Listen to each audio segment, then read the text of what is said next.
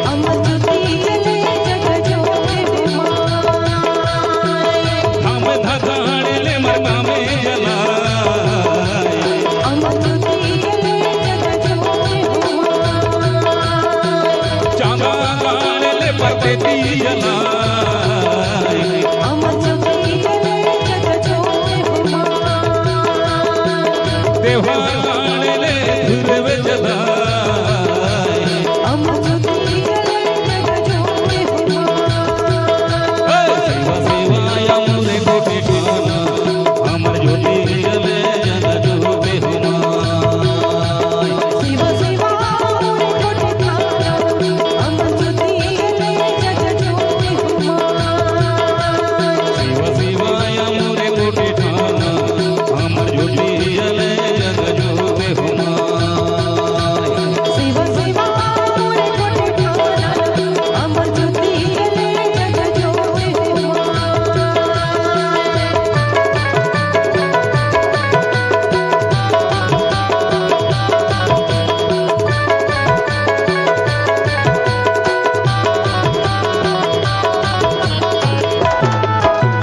आपने सुना होगा लवकेश डीजे का नाम।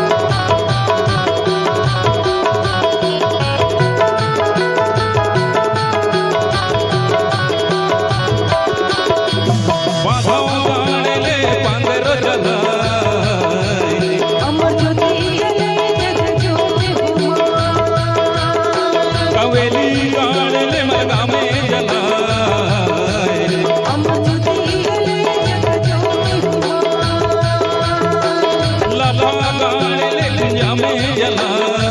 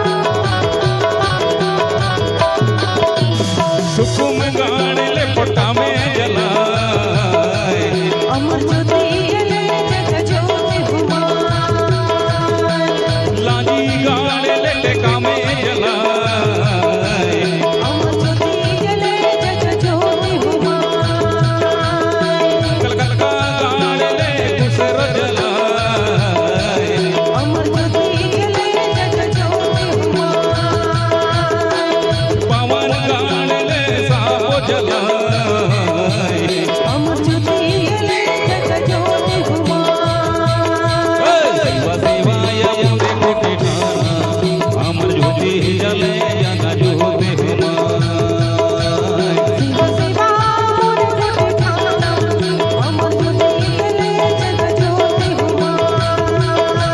शिव शिवाय पूरे कोटि ठाना अमर ज्योति जले जग जोते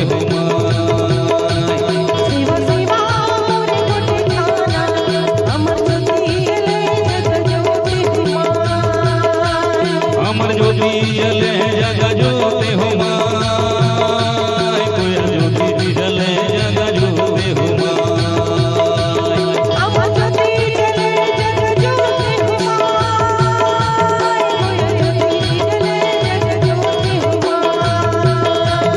अमर ज्योति जले जग जोते हुमाय कोयल ज्योति जले जग जोते हुमाय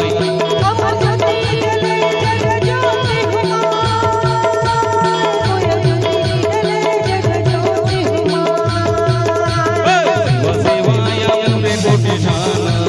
अमर ज्योति जले जग जोते हुमाय शिव शिवा पूरे कोटि ठाना अमर ज्योति जले जग जोते कोयल ज्योति जले जग जोते हुमाय कोयल ज्योति जले जग जोते अमर ज्योति जले जग जोते हुमाय कोयल ज्योति जले जग जोते हुमाय अमर ज्योति जले जग जोते हुमाय कोयल ज्योति जले जग जोते हुमाय अमर ज्योति जले जग जोते हुमाय कोयल ज्योति जले जग जोते हुमाय